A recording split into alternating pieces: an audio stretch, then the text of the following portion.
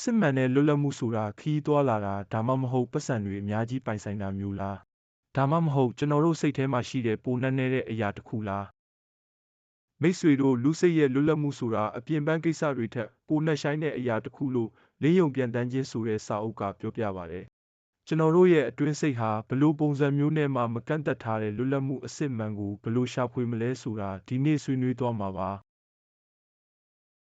တစ်စစ်မှန်သောလွတ်လပ်မှုအတွင်းစိတ်၏အခြေအနေမိတ်ဆွေတို့ဒီစာအုပ်ကိုရေးသားခဲ့တဲ့ပုဂ္ဂိုလ်ကတော့ J. Krishnamurti ဖြစ်ပါတယ်။သူဟာအပြင်ပန်းလွတ်လပ်မှုထက်အတွင်းစိတ်လွတ်လပ်မှုရဲ့အရေးပါပုံကိုနက်နက်ရှိုင်းရှိုင်းထုတ်ဖော်ခဲ့သူပါ။စာအုပ်အရလူစိတ်ဟာစိတ်ပိုင်းဆိုင်ရာအရာလုံးဝလွတ်လပ်နေမှသာအမှန်တရားကိုမြင်နိုင်မယ်လို့ဆိုပါတယ်။အပြင်ပန်းလွတ်လပ်မှုကခရီးသွားလာတာကိုဖော်ပြတာနဲ့ပိုင်ဆိုင်မှုတွေစုဆောင်းတာလို့ကျွန်တော်တို့ထင်တတ်ကြပါတယ်။ဒါပေမဲ့စစ်မှန်တဲ့လွတ်လပ်မှုကတော့အတွင်းစိတ်အခြေအနေဖြစ်ပြီးစိတ်ရဲ့နှက်ဆိုင်တဲ့ကန့်သက်ချက်တွေကနေလုံးဝလွတ်မြောက်တာပါဒီလိုစိတ်ရဲ့ကန့်သက်ခံရမှုတွေဟာယဉ်ကျေးမှုလူမှုရေးစီးပွားရေးရာသီဥတုပညာရေးစနစ်ဘာသာရေးလိုက်နာမှုနဲ့ဆက်ဆံရေးဖိစီးမှုတွေကနေဖြစ်ပေါ်လာပါတယ်ကန့်သက်ခံနေရတဲ့လူစိတ်ကလက်ရှိမှာလွတ်လပ်မှုမမြင်ရရင်အနာဂတ်လွတ်လပ်မှုတွေကိုစိတ်ကူးနဲ့ဖန်တီးတတ်ပါတယ်စစ်မှန်တဲ့လွတ်လပ်မှုကိုစုံစမ်းဖို့အတွက် theory နဲ့အယူဝါဒဆိုင်ရာအယူဆအလုံးကိုဘေးဖယ်ထားရပါမယ်ကျွန်တော်တို့ရဲ့စိတ်တွေဟာမိခိုမှုကြောက်ရွံ့မှုစိုးရိမ်ပူပန်မှုနဲ့မသိရှိတဲ့ပြဿနာများစွာကနေလုံးဝလွတ်မြောက်နိုင်မလားဆိုတဲ့မေးခွန်းကအဓိကပါဒီစိတ်ပိုင်းဆိုင်ရာလွတ်လပ်မှုကိုရရှိဖို့ဆိုတာကိုယ့်ရဲ့ကန့်သက်ခံရမှုတွေပြဿနာတွေနေ့စဉ်ဘဝရဲ့တိမ်မြုပ်တဲ့တသမတ်တည်းဖြစ်မှုတွေအထူးသဖြင့်ကြောက်ရွံ့မှုတွေကိုသိရှိဖို့လိုအပ်ပါတယ်ဒီသိရှိမှုကအတွင်းကြကြဆန်းစစ်တာခွဲခြမ်းစိတ်ဖြာတာမျိုးမဟုတ်ပဲကိုရှိရင်အတိုင်းတိုက်ရိုက်မြင်တာပါဒီလိုပုံစံမရှိတဲ့အရာတွေကနေကင်းလွတ်တဲ့လေးလာမှုကသူ့ရဲ့ကိုယ်ပိုင်စည်းကမ်းနဲ့တင်ယူမှုကိုဆောင်ကျဉ်ပေးပြီးလက်ဆိုင်လာပါတဲ့လွတ်မြောက်မှုကိုရရှိစေပါတယ်။နှစ်အတွေးသည်ကြောက်ရွံ့မှုနှင့်ပျော်ရွှင်မှုကိုဖန်တီးသည်အတွေးကကြောက်ရွံ့မှုကိုဖြစ်စေသလိုပျော်ရွှင်မှုကိုလည်းဖြစ်စေတယ်လို့စာအုပ်ကဆိုပါတယ်။အထူးသဖြင့်စိတ်ပိုင်းဆိုင်ရာကြောက်ရွံ့မှုဟာအတွေးရဲ့တိဆောက်ပုံကနေအဓိကဖြစ်ပေါ်လာတာပါ။အတိတ်ကနာကျင်မှုတွေကိုစဉ်းစားတာဒါမှမဟုတ်အနာဂတ်နာကျင်မှုကိုကြိုတင်တွေးတာကစိုးရိမ်ပူပန်မှုကိုဖြစ်စေပါတယ်။အလားတူပဲပျော်ရွှင်စရာအတွေ့အကြုံတွေကိုပြန်လည်အမှတ်ရတာနဲ့အဲ့ဒါတွေဆက်ဖြစ်ခြင်းစိတ်ကဆွဲလန်းမှုကိုဖြစ်စေပါတယ်။ဆန္ဒမပြည့်မြောက်တဲ့အခါမှာတော့ခုခံမှုဒေါသစိတ်ပြတ်အားငယ်မှုနဲ့ကြောက်ရွံ့မှုတွေဖြစ်ပေါ်လာပါတယ်။ဒီအချက်ကပျော်ရွှင်မှုနဲ့နာကျင်မှုတို့ဟာအတွေ့အကြုံနှစ်ခုမခြားကွာတာကိုပြသနေပါတယ်အတွေးကအနာဂတ်ဒါမှမဟုတ်နောက်ခိုက်တန့်ကိုပုံဖော်ဖို့မရှိဘူးဆိုရင်ကျွန်တော်တို့အတွေ့အကြုံရှိတဲ့ကြောက်ရွံ့မှုနဲ့ပျော်ရွှင်မှုတို့ဟာလည်းရှိတော့မှာမဟုတ်ပါဘူးစိတ်ရဲ့အတိတ်အတွေ့အကြုံတွေနဲ့အနာဂတ်မျှော်လင့်ချက်တွေနဲ့အမြဲတမ်းပတ်သက်နေတာကဒီတန်တရားကိုဖြစ်စေပါတယ်ဥပမာလိမ်ပိုင်းဆိုင်ရာပျော်ရွှင်မှုကိုအတွေးထဲမှာပုံရိပ်တွေနဲ့ပြန်တွေးတာကထက်ခါလိုချင်စိတ်ကိုပြင်းထန်စေပါတယ်ဒီဆန္ဒကိုတားဆီးခံရတဲ့အခါနာကျင်မှုစိုးရိမ်ပူပန်မှုဒါမှမဟုတ်မနာလိုမှုအဖြစ်ပေါ်ပေါက်လာပါတယ်။ဒီနားလည်မှုကအရေးကြီးတဲ့မေးခွန်းတစ်ခုစီဦးတည်စေပါတယ်။အတွေးအဆုံးတတ်နိုင်မလား။ဒါကအလှအပကိုမြင်တာဒါမှမဟုတ်ခံစားတာရဲ့အဆုံးသက်ကိုဆိုလိုတာမဟုတ်ပါဘူး။ပျော်ရွှင်မှုကိုအနာဂတ်စီယူဆောင်သွားတဲ့အတွေးရဲ့နှောက်ယှက်မှုအဆုံးသက်တာပါ။စစ်မှန်တဲ့နှစ်သက်မှုဒါမှမဟုတ်ကြည်နူးမှုဟာအတွေးရဲ့ရလဒ်မဟုတ်ပဲပျော်ရွှင်မှုနဲ့ကြောက်ရွံ့မှုနှစ်မျိုးလုံးကိုဖြစ်ပေါ်စေတဲ့အတွေးရဲ့သဘောတဘာဝကိုလုံးဝနားလည်တဲ့အခါမှာပေါ်ပေါက်လာတယ်လို့စာအုပ်ကအကြံပြုထားပါတယ်။သုံးအပိုင်းပိုင်းကွဲခြင်းနှင့်နှစ်ခုပြိုင်ခြင်းသည်ဆင်းရဲဒုက္ခ၏အရင်းအမြစ်ကျွန်တော်တို့ဘာလို့ဘဝကိုစီးပွားရေးဘဝလူမှုရေးဘဝမိသားစုဘဝဘာသာရေးဘဝအားကစားဘဝစသည်ဖြင့်အပိုင်းပိုင်းခွဲနေရတာလဲလူသားတွေဟာဘဝကိုပုံမှန်အားဖြင့်လုပ်ငန်းလူမှုရေးမိသားစုဘာသာရေးနဲ့ကိုယ်ပိုင်ဘဝစသဖြင့်တိကျစိတ်ပိုင်းတွေအဖြစ်ခွဲခြားထားပါတယ်။ဒီလိုအတွင်းပိုင်းခွဲခြားမှုကနိုင်ငံသားတွေဘာသာရေးတွေလူဒန်းစားတွေဖြစ်ငါတို့နဲ့သူတို့မင်းနဲ့ငါချစ်ချင်းနဲ့မုန်းတီးခြင်းအသက်ရှင်ခြင်းနဲ့တေခြင်းတို့ကြားထာဝရပဋိပက္ခတွေကိုဖြစ်စေပါတယ်။ဒီအပိုင်းပိုင်းကွဲမှုကပြင်ပရောအတွင်းပိုင်းရောမငြိမ်မသက်မှုပဋိပက္ခနဲ့မလုံခြုံမှုကိုဖြစ်စေပါတယ်။ဒီအပိုင်းအစတွေကိုပေါင်းဆက်ပြီးစုံလင်မှုရအောင်ကြိုးစားတဲ့အယူအဆကအစကတည်းကမှားယွင်းပါတယ်။အဲ့ဒီလိုလှုပ်သူကိုယ်တိုင်ကအပိုင်းအစတွေကနေဖြစ်လာတဲ့သူတစ်ယောက်ဖြစ်နေလို့ပါပဲ စစ်မှန်တဲ့ဉာဏ်ပညာဆိုတာကွဲနေတဲ့ကိုပေါင်းစည်းဖို့ကြိုးစားတာမျိုးမဟုတ်ပဲစန့်ကျင်ဘက်လုပ်ရက်တွေကိုဖယ်ရှားပြီးဘဝရဲ့စဉ်ဆက်မပြတ်စီးဆင်းမှုကိုရရှိစေတဲ့အစွန်းရောက်ပြုပြင်ပြောင်းလဲရေးတစ်ခုပါပဲအချိန်ကိုအတိတ်ပစ္စုပန်အနာဂတ်စသည်ဖြင့်စိတ်ပိုင်းဆိုင်ရာအရာပိုင်းခြားတာလေ့လာသူနဲ့လေ့လာခံရသူကိုခွဲခြားတာကိုဗဟိုပြုတဲ့အတ္တရဲ့လှုပ်ဆောင်မှုတွေအားလုံးကဒီပြန့်ကျဲနေတဲ့နှစ်ခုပြိုင်မှုကိုအထောက်အကူပြုပါတယ်ရှိနေတဲ့အရာနဲ့ရှိတဲ့အရာကြားဒါမှမဟုတ်စန့်ကျင်ဘက်ဆန္ဒတွေကြားစဉ်ဆက်မပြတ်ဖြစ်နေတဲ့ဒီအတွင်းစိတ်ပဋိပက္ခကကြီးမားတဲ့စွမ်းရည်တွေကိုဖြုံးတီးဖြစ်ပါတယ်စစ်မှန်တဲ့ပြောင်းလဲမှုကိုလည်းတားဆီးထားပါတယ်ဒီလိုခွဲခြားမှုကိုအဆုံးသတ်တာကနောင်တော့စိတ်ပြတ်အားငယ်မှုနဲ့ကြောက်ရွံ့မှုကင်းတဲ့ဘဝအတွက်အရေးကြီးပါတယ်လေးအစွန်းရောက်ပြောင်းလဲမှုအတွက်ချက်ချင်းလေ့လာမှုထောင်စုနှစ်ပေါင်းများစွာကြာလာပေမဲ့လူသားတွေဟာဖြည်းဖြည်းချင်းတိုးတက်အောင်ဒါမှမဟုတ်ပြင်ပတော်လှန်ရေးတွေလုပ်တာတောင်နှက်ဆိုင်စွာမပြောင်းလဲသေးပါဘူးအမြစ်ကနေစတင်တဲ့အစွန်းရောက်ပြောင်းလဲမှုဟာဖြည်းဖြည်းချင်းဖြစ်ပေါ်လာတဲ့လုပ်ငန်းစဉ်မျိုးမဟုတ်ပါဘူး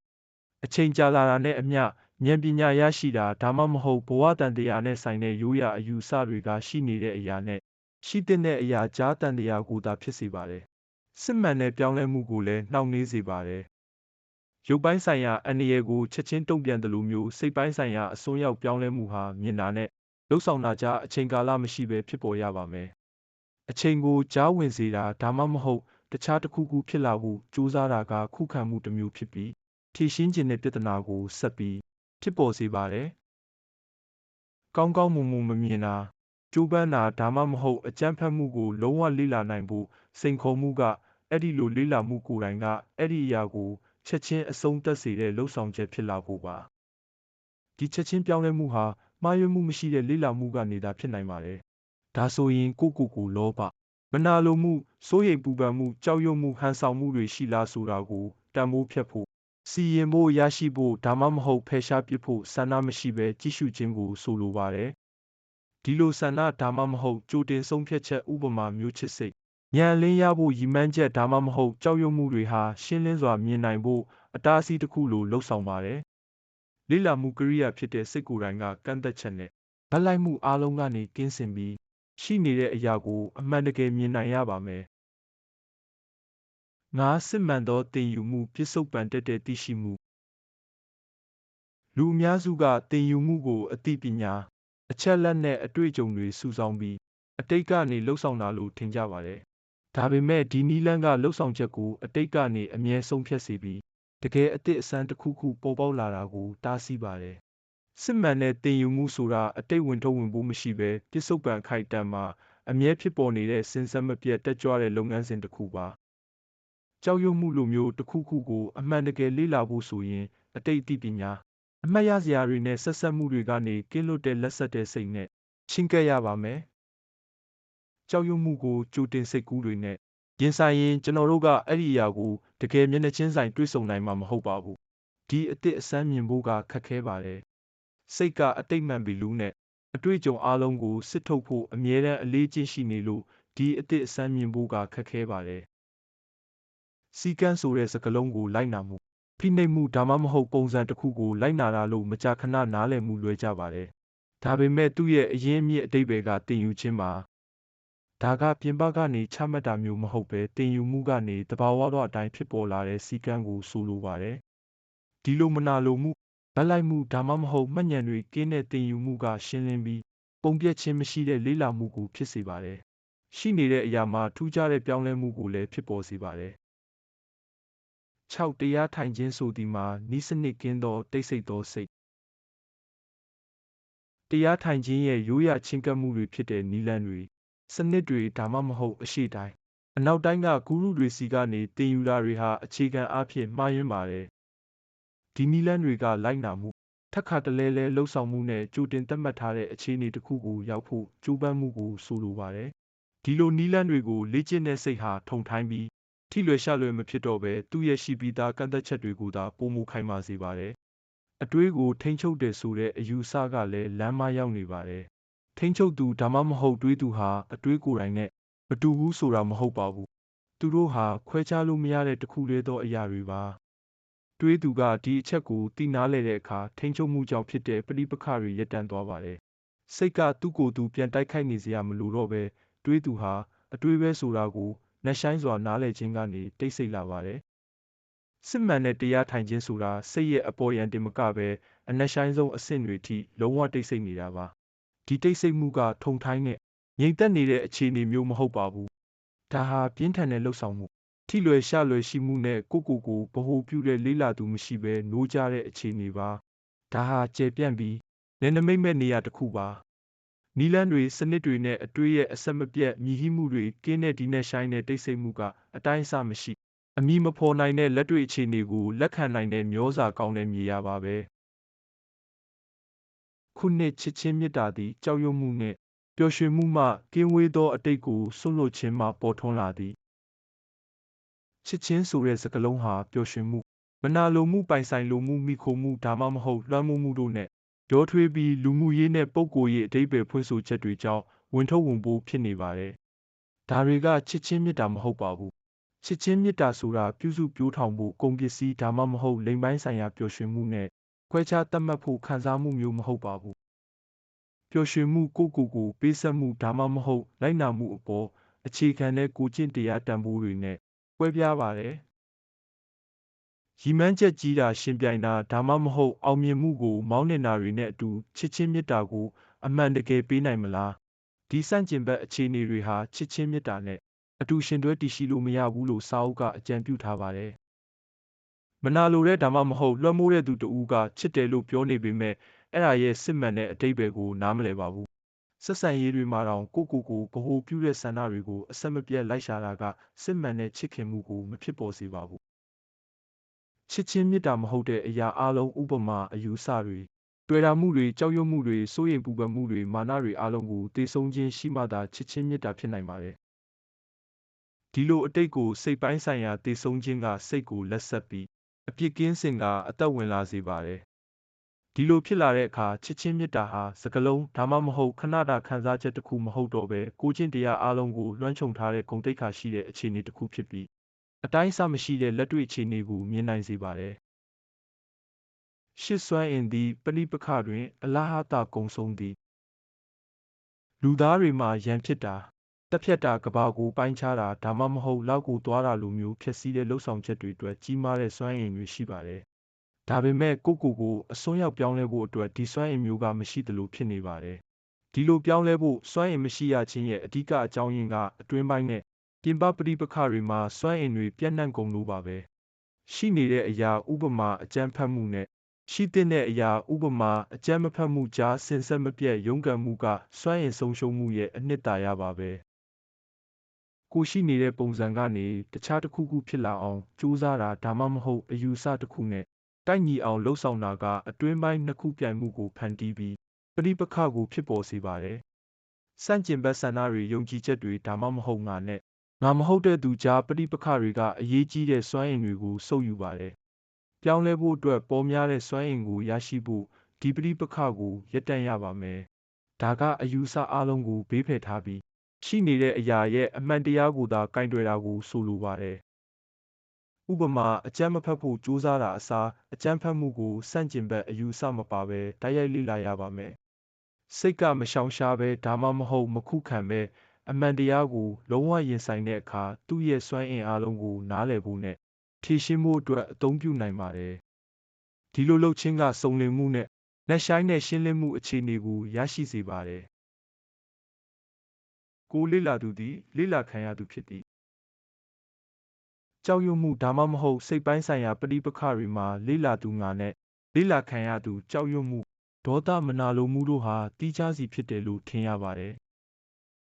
ဒီလေ့လာသူကလေ့လာခံရတဲ့ခံစားချက်ကိုထိန်းချုပ်ဖို့ဖိနှိပ်ဖို့ဒါမှမဟုတ်ရှောင်ရှားဖို့ကြိုးစားပြီးအတွင်းပိုင်းခြားမှုကိုဖြစ်စေကပဋိပက္ခကိုဆက်လက်တည်ရှိစေပါတယ်ဒီနှစ်ခုပြိုင်မှုကစိတ်ရဲ့နက်နက်ရှိုင်းရှိုင်းအမြင့်တွယ်နေတဲ့အလေးကျင့်နဲ့ရိုးရာတစ်ခုပါပဲသို့သောပိုမိုနက်ရှိုင်းစွာစစ်ဆေးကြည့်တဲ့အခါလေ့လာသူနဲ့လေ့လာခံရသူဟာတီးခြားစီမဟုတ်ဘဲအနှစ်သာရအဖြစ်အတူတူပဲဆိုတာကိုတွေ့ရှိရပါတယ်ကြောက်ရွံ့မှုကိုကျော်လွှားဖို့ကြိုးစားတဲ့ငါကိုယ်တိုင်ကအတွေးနဲ့ကန့်သက်ချက်တွေရဲ့ရလဒ်ဖြစ်ပြီးသူကြည့်နေတဲ့ကြောက်ရွံ့မှုရဲ့တစ်စိတ်တစ်ပိုင်းပါပဲဒီနားလည်မှုကငါနဲ့ငါမဟုတ်တဲ့သူဆိုတဲ့ဆန့်ကျင်ဘက်ကိုဖယ်ရှားပေးပြီး ကြိုးပမ်းမှုနဲ့ရုန်းကန်မှုပုံစံအလုံးကိုအဆုံးသတ်စေပါတယ်။လေ့လာသူဟာလေ့လာခံရသူပဲဆိုတာစိတ်ကသိရှိတဲ့အခါခွဲခြမ်းစိတ်ဖြာဖို့ထိန်းချုပ်ဖို့ဒါမှမဟုတ်ဖိနှိပ်ဖို့မလိုအပ်တော့ပါဘူး။ခွဲခြမ်းစိတ်ဖြာခြင်းဟာအချိန်နဲ့အစိတ်အမွှားချဉ်ကပ်မှုတို့ပါဝင်ပြီးကြောက်ရွံ့မှုကိုအဆုံးသတ်ဖို့နောက်ဆုံးမှမအောင်မြင်ပါဘူး။အဲ့ဒီအစားစိတ်ကကြောက်ရွံ့မှုကိုဖန်တီးတဲ့အတွက်အဲ့ဒီအပေါ်မှာလှုပ်ဆောင်နိုင်စွမ်းမရှိဘူးဆိုတာသိတဲ့အခါနက်နဲတဲ့တိတ်ဆိတ်မှုတစ်ခုပေါ်ပေါက်လာပါတယ်။ကြောက်ရွံ့မှုကိုဖြစ်ပေါ်စေတဲ့ရွေးရှားမှုကိုလုံးဝညှင်းပယ်တာကစိတ်ကိုပိုင်းခြားမှုမရှိဘဲအလေးကျင့်တဲ့စန့်ကျင်ဘက်အဖြစ်အပျက်ကိုလေ့လာနိုင်စေပါတယ်။ဒီလိုလုပ်ခြင်းကကြောက်ရွံ့မှုနဲ့ဝမ်းနည်းမှုတို့ကိုအဆုံးသတ်စေပါတယ်။10မသိနားမလည်သောအရာကိုထိုးဖောက်ရန်ဝင်တော့ဝင်ပိုးကင်းသောစိတ်လိုအပ်သည်။လူသားတွေဟာဘဝရဲ့တိုးတောင်းမှုနဲ့ဆင်းရဲဒုက္ခတွေကိုရင်ဆိုင်ရတဲ့အခါလောကီထက်ကျော်လွန်တဲ့အရာတစ်ခုလက်တွေ့ဘဝဖျားသခင်အတိုင်းအဆမရှိတဲ့အတိုင်းအတာတစ်ခုကိုအတွေ့အကြုံရယူဖို့ကြိုးစားခဲ့ကြပါတယ်။ဒီရှာဖွေမှုမှာစီကံခုခံမှုနဲ့တည်ဆဲပုံစံတွေဒါမှမဟုတ်အာဏာပိုင်တွေကိုလိုက်နာခြင်းအဖြစ်ရှာဖွေတာနဲ့ပြင်ဆင်တာတွေပါဝင်ပါတယ်။ဒါပေမဲ့ရှိနေတဲ့အရာကနေရှောင်လွှဲဖို့အမြင့်တွယ်နေတဲ့ဒီလိုကြိုးပမ်းမှုကနောက်ဆုံးမှာအချည်းနှီးဖြစ်ပြီးထင်ယောင်ထင်မှားဖြစ်စေပါတယ်။မသိနားမလည်သောအရာကိုအမှန်တကယ်ထိုးဖောက်ဖို့အတွက်ဘာသာရေးယုံကြည်ချက်တွေဝိညာဉ်ရေးရာရိုးရာဓလေ့တွေနဲ့ပြင်ပအာဏာပိုင်အလုံးကိုစွန့်ပစ်ရပါမယ်။လေ့ကျင့်မှုဒါမှမဟုတ်လိုက်နာမှုတွေကနေလက်တွေ့အခြေအနေကိုရရှိစေမယ်လို့ကတိပေးထားတဲ့နည်းလမ်းဒါမှမဟုတ်စနစ်တိုင်းဟာမှားယွင်းပါတယ်။ဒီလိုချင်းကပ်မှုတွေကစိတ်ကိုဆက်ဆံစေပြီးထုံထိုင်းစေကအမှန်တကယ်အသစ်အဆန်းဒါမှမဟုတ်အတိုင်းအဆမရှိတဲ့အရာတစ်ခုခုကိုမြင်နိုင်စွမ်းမရှိစေပါဘူး။စိတ်ဟာအတိတ်ရဲ့ဝင်ထုတ်ဝင်ပိုးမျိုးရိုးလိုက်တဲ့အမွေနှင့်ယဉ်ကျေးမှုဆိုင်ရာကန့်သက်ချက်ကိုယ်ပိုင်မှတ်ဉာဏ်တွေနဲ့အတွေးရဲ့အဆက်မပြတ်မြည်ဟိမှုတွေကနေကင်းလွတ်ရပါမယ်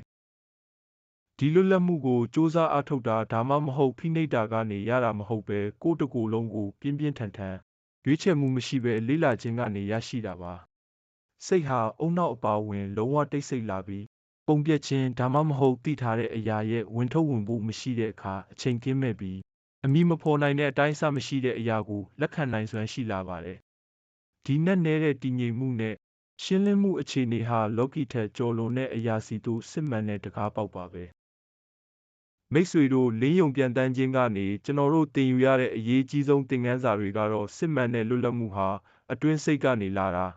အတွေးကကြောက်ရွံ့မှုနဲ့ပျော်ရွှင်မှုနှစ်ခုလုံးကိုဖန်တီးတယ်။ဘဝကိုအပိုင်းပိုင်းခွဲတာကဒုက္ခဖြစ်စေတယ်။ချက်ချင်းလေ့လာမှုကပြောင်းလဲမှုကိုဖြစ်စေပြီးတကယ်သင်ယူမှုကပြစ္ဆုတ်ပံမှာပဲရှိတယ်။တရားထိုင်ခြင်းဆိုတာတိတ်ဆိတ်တဲ့စိတ်အခြေအနေပဲ။ချစ်ချင်းမေတ္တာကအတိတ်ကိုဆွတ်လွတ်ခြင်းကနေပေါ်ထွန်းတယ်။ပဋိပက္ခကစွမ်းအင်ကိုဖြုံးတီးတယ်။လေ့လာသူဟာလေ့လာခံရသူပဲဆိုတာပါပဲ။ဒီနှက်ဆိုင်တဲ့နားလည်မှုတွေကကျွန်တော်တို့ရဲ့ဘဝကိုအတိုင်းအဆမရှိတဲ့အမှန်တရားနဲ့ချိတ်ဆက်နိုင်ဖို့လမ်းဖွင့်ပေးပါတယ်။ဒါကြောင့်မိတ်ဆွေတို့အတွင်းစိတ်ရဲ့အေးချမ်းမှုနဲ့လွတ်လပ်မှုကိုရှာဖွေဖို့ဒီအမြင်တွေကိုကိုယ့်ဘဝထဲမှာလက်တွေ့အသုံးချကြည့်ပါ